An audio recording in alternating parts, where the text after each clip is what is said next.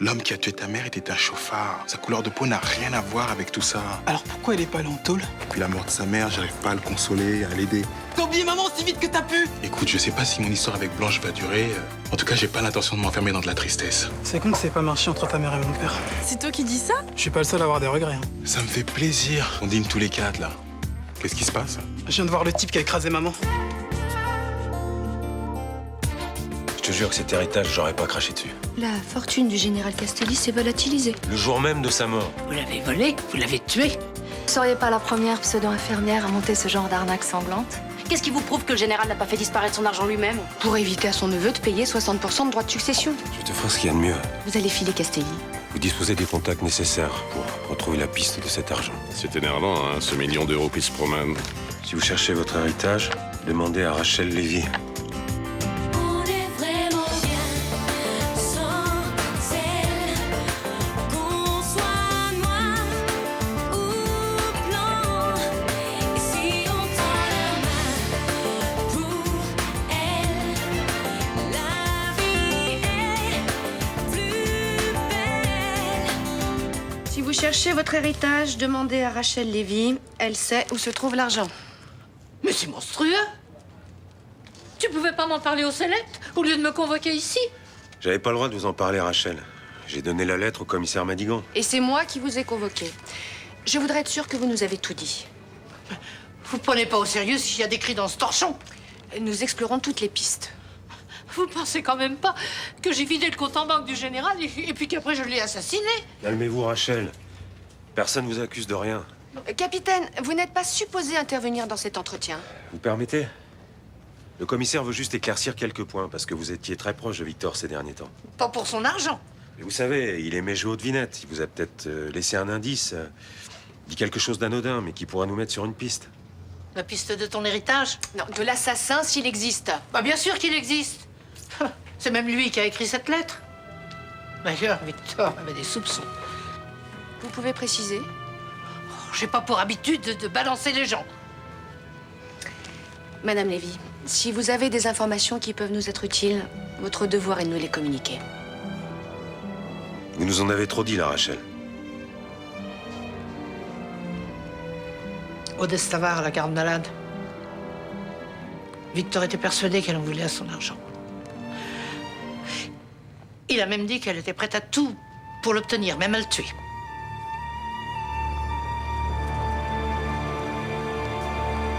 Je peux vous parler? Je n'ai pas le temps, je pars travailler. Je vous accompagne. Vous savez ce que Rachel Lévy dit sur vous? Ça ne m'intéresse pas. Elle dit que vous avez dévalisé mon oncle et que vous l'avez assassiné. Je sais, elle m'a déjà alpagué dans les couloirs du Select pour me balancer sa haine à la figure.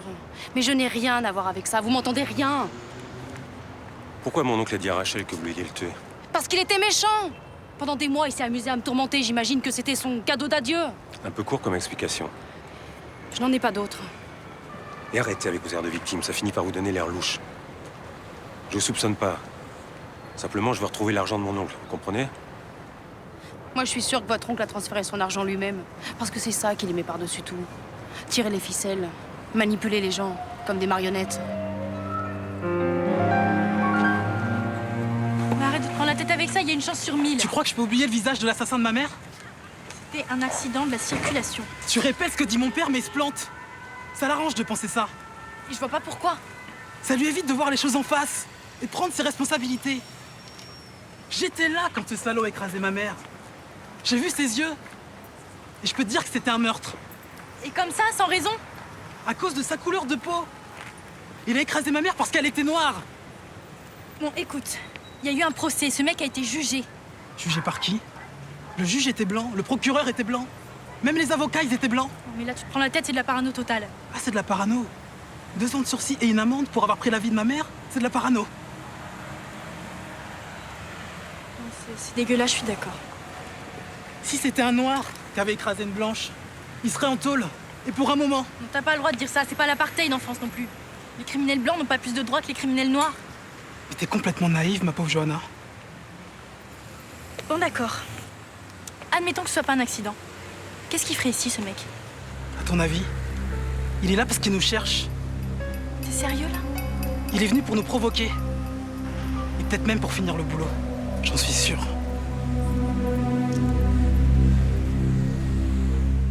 15-9. C'est un peu trop.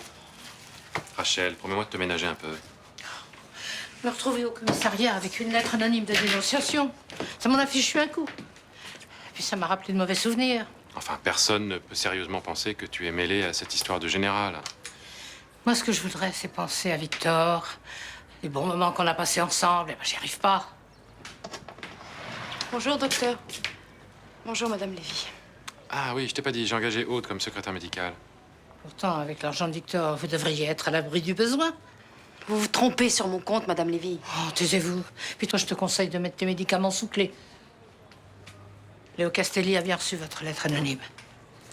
Et si vous pensiez rejeter sur moi les soupçons, désolé. La ficelle est un peu grosse. Je n'ai pas écrit cette lettre. Vous me croyez?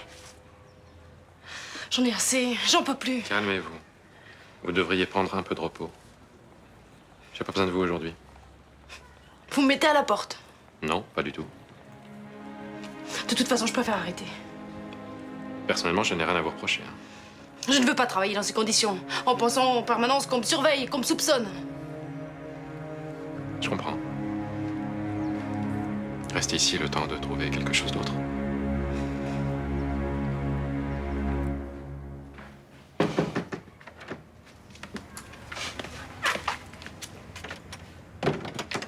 Je suis passée prendre des nouvelles de Jules. Ça va mieux? Il m'a encore parlé du chauffard ce matin. J'ai l'impression de replonger en plein cauchemar comme après l'accident. Il a que ça en tête. Tu veux que j'essaye de lui parler? C'est à moi de le faire. Et j'en suis incapable. Oh, dis pas ça. C'est la vérité, je suis pas à la hauteur. Mais Étienne, tu souffres aussi, alors sois pas trop dur avec toi-même. T'es un père formidable. Si seulement Jules pouvait voir un psy. Il faudra arriver à le convaincre, mais ça lui ferait du bien. On a déjà essayé et ça a rien donné. Il y a un tel vide en lui, il n'y a pas un mot qui puisse le combler.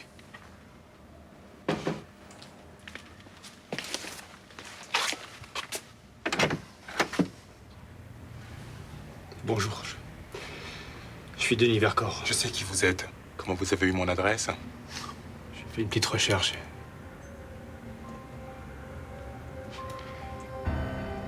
Vous étiez sur la place de Mistral hier. Répondez. Qu'est-ce que vous voulez au juste? Vous parlez. Je n'ai pas osé vous aborder hier parce qu'il y avait trop de monde. Ok, alors parlez et dégagez après. C'est-à-dire que c'est pas évident comme ça. Espérez même pas rentrer chez moi. Étienne, ça pourrait être utile.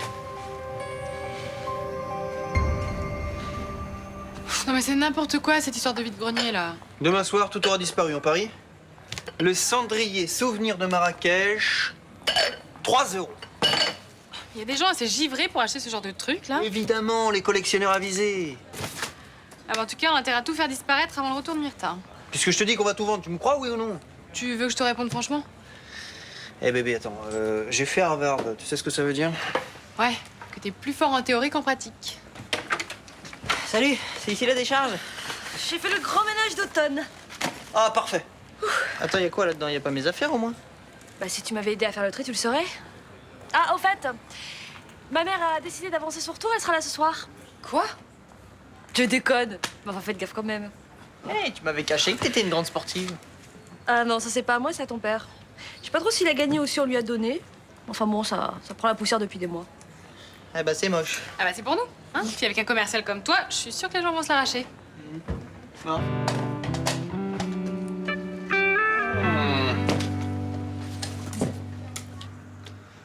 J'ai beaucoup hésité avant de venir. J'imagine l'effet que ça doit vous faire d'être face à moi. Puisque vous êtes si perspicace, vous comprendrez que j'ai aucune envie que cette discussion s'éternise. Je vous demande pas de me pardonner. Je sais que c'est impossible. Comptez pas sur moi pour vous plaindre, monsieur Vercors. Non, bien sûr.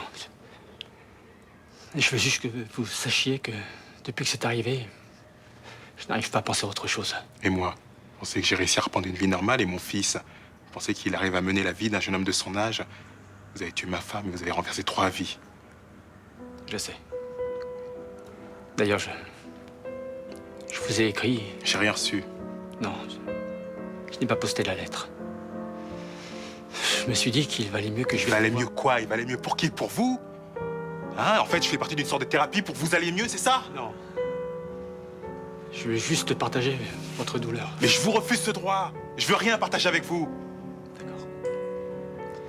Et si je vous dis que je morfle moi aussi, et que ma vie est brisée, peut-être que ça vous soulagera un peu.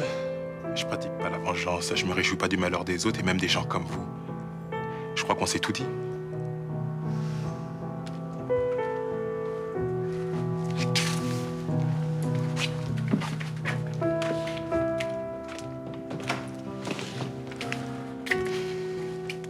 Ça va aller?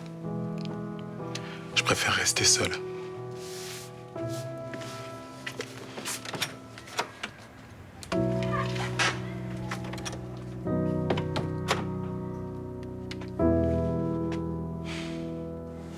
C'est dommage que tu quittes le cabinet médical. Si j'avais le choix, je quitterais même la ville. Mais je dois rester à la disposition de la police, comme ils disent. Ils font leur enquête. Comme t'as rien à te reprocher, tu vas être vite blanchi.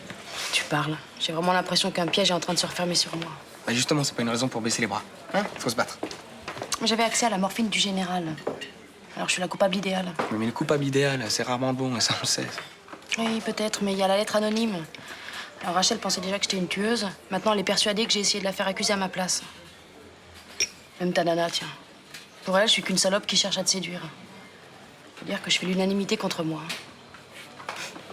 Et dire que j'ai passé ma vie à essayer de pas faire de vagues. Ouais. Et les filles comme toi, ça se remarque. Ça t'y peut rien. Faut que j'y aille. Tu sais, si t'as envie de parler, ou juste de boire un verre, je suis là. Je le sais. Si jamais je devais partir, il n'y a vraiment qu'une personne que je regretterais dans le quartier.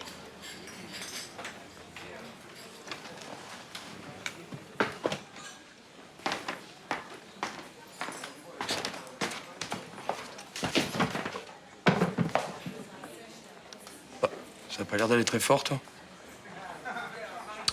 Évidemment, tout le monde s'acharne sur elle. Alors qu'elle est si mignonne.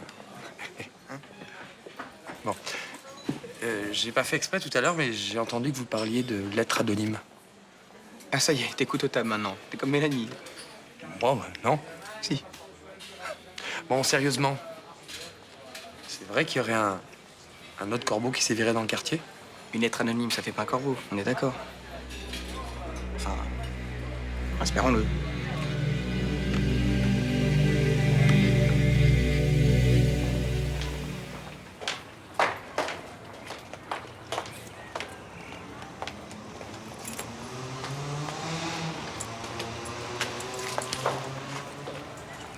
Qu'est-ce que vous faites là?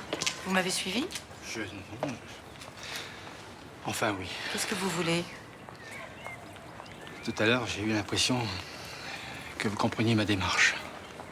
Je comprends surtout la réaction d'Étienne. Comment vous avez osé venir le trouver? Il le fallait. J'avais plein de choses à lui dire. Quand je me suis retrouvé face à lui, ça ne sortait pas. J'aurais voulu lui parler du procès, du jugement. C'est un sujet qu'il n'aime pas aborder. 2 ans de prison avec sursis pour avoir tué sa femme. Mettez-vous à sa place. J'étais prêt à payer. J'aurais trouvé ça normal d'aller en prison. Eh ben, c'est tout à votre honneur. Si j'avais dû rester 10 ans en tôle, je vous assure que j'aurais purgé ma peine sans contester. Vous auriez dû commencer par lui dire ça. Je suis sûr que vous pouvez convaincre Monsieur Anglade de me revoir. C'est trop tard, vous avez eu votre chance. Ça peut l'aider. Et son fils aussi. Son fils est persuadé que vous avez foncé volontairement sur sa mère parce qu'elle était noire. Non, c'est faux, je suis pas un raciste. Calmez-vous. Tenez.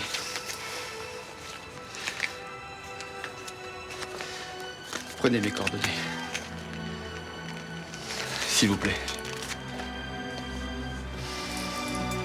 Je n'arriverai pas à tenir longtemps comme ça.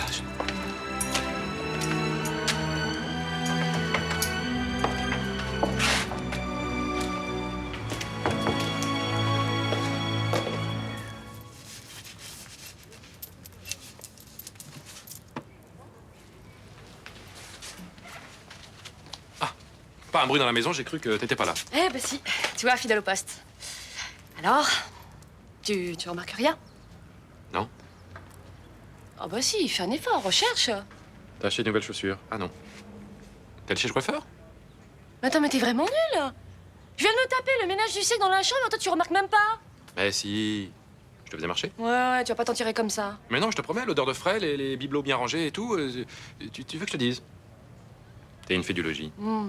Si. Non. Moi, je te dis si. Mais non. Elle est où? De quoi? La coupe, là. Celle qui est toujours là. Ah, Tu l'as pas achetée? Mais non. Non, bien sûr. Non, je l'ai donné à Juliette et Jean-Baptiste pour le vide-grenier. Quoi, mais t'es malade? Tu sais ce que c'est que cette coupe? C'est ma victoire au tournoi de tennis universitaire de Libourne le 30 juin 1990. Non, mais c'est pas possible, là. T'es en train de me faire un sketch pour la coupe d'un trophée minable que t'as gagné il y a plus de 15 ans? Minable! J'en savais rien, moi, que t'avais besoin de vivre entouré de tes trophées. C'est pas un trophée, c'est un souvenir. Tu peux comprendre? Bon, eh ben, j'irai la chercher l'occasion, ta Coupe du Monde, hein? J'ai une bonne nouvelle pour vous, mon cher. Vous avez retrouvé l'argent de mon oncle? Il y a vraiment que votre héritage qui compte. Vous êtes dans le besoin en ce moment ou quoi? Arrêtez vos simagrées, Frémont, j'ai pas de temps à perdre. Très bien. Le jour de la mort de votre oncle, un virement a été émis sur le compte d'une société financière basée à Jersey. 2 jours après, il est parti pour l'Ukraine. Pour l'instant, j'ai pas d'autres détails. Si l'argent a quitté Jersey 2 jours après la mort de mon oncle, c'est qu'il est entre les mains de quelqu'un qui s'en sert. Pas du tout. Les transferts sont toujours planifiés à l'avance. Votre oncle a très bien pu organiser, juste avant sa mort, un petit circuit touristique pour son argent. Pardon, pour votre argent. Quand est-ce que vous aurez de nouvelles infos? Je vous tiens au courant. Faites-moi confiance, je vous appelle. Bon, c'est vrai que le blanc comme ça sur les murs, ça fait un peu froid, mais bon, à la limite, on peut repasser une couche de peinture, non? Uniquement avec l'accord du propriétaire, mais comme c'est fait ici, ça devrait pas poser de problème. Trop bien, qu'est-ce que t'en penses? Ça manque un peu de charme. Ouais, mais ça, c'est parce qu'on n'est pas encore installé. En même temps, s'il te plaît pas, faut que tu le dises tout de suite, hein. Ah, j'ai pas eu le coup de foudre. Je vais pas vous embêter avec ça, mais vous aurez du mal à trouver un aussi bon rapport qualité-prix. Qu'est-ce qui te gêne exactement? Ah, il est vachement grand. Bah, attends, tu rigoles, c'est génial, ça. Ouais, je sais, mais... Non, puis t'as vu les voisins, ils ont pas l'air cool. Genre à gueuler dès qu'on met un peu le son. Mais sinon, il est bien, voilà. De toute façon, vous n'êtes pas obligé de vous décider dans la minute. Prenez le temps de réfléchir. Ce serait bien quand même que tu fasses un peu le point sur tes envies. La seule envie, c'est qu'on soit bien. Pour ça, faut pas se précipiter.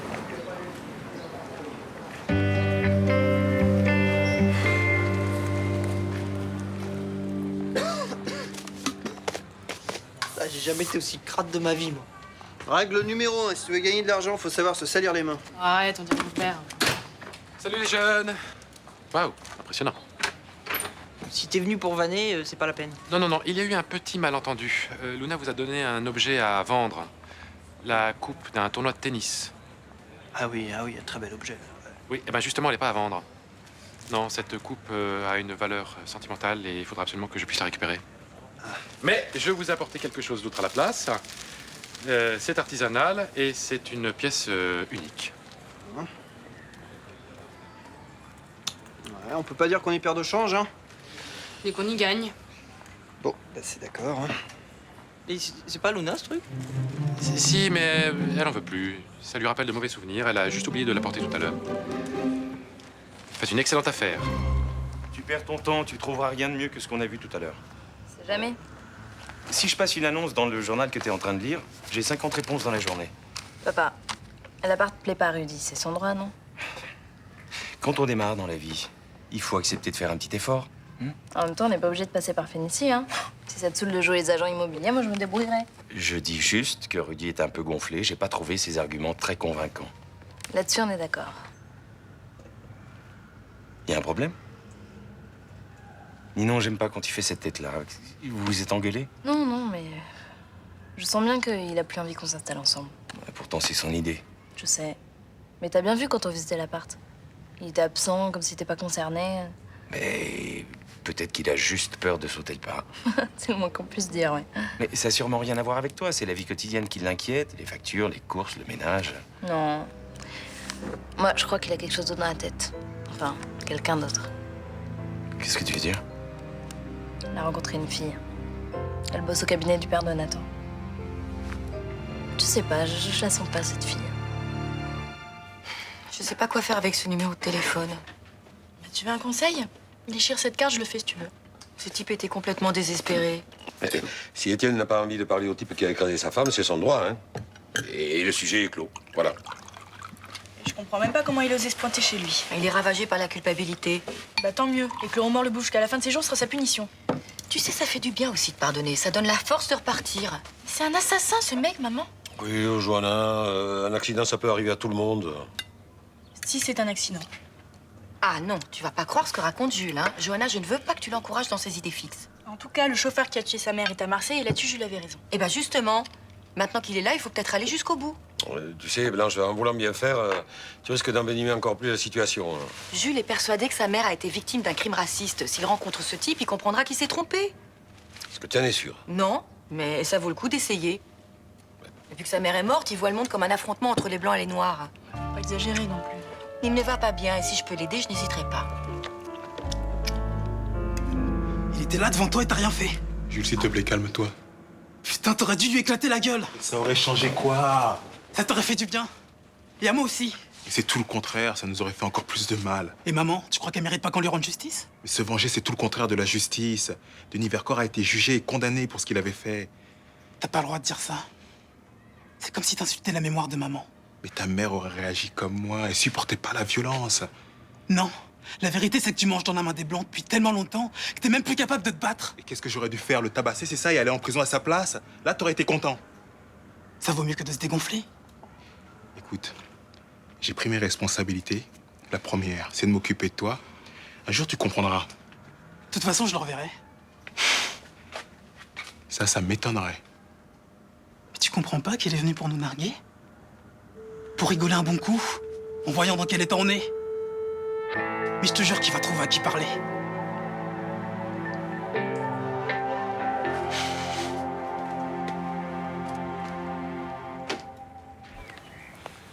Je sais plus où j'en suis, Agathe. Est-ce que c'est par rapport à moi? Non, non. C'est la mort de mon oncle. Je sais plus pourquoi je mène cette enquête parallèle. Parce que tu veux connaître la vérité. Ouais. Pour récupérer mon héritage.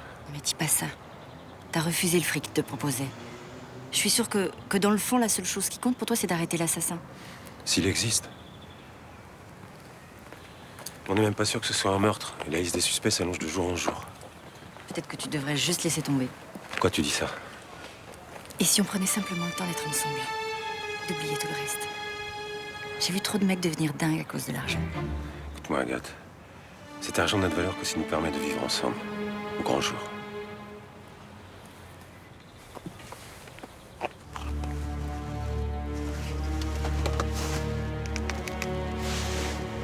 Commissaire, vous aviez raison.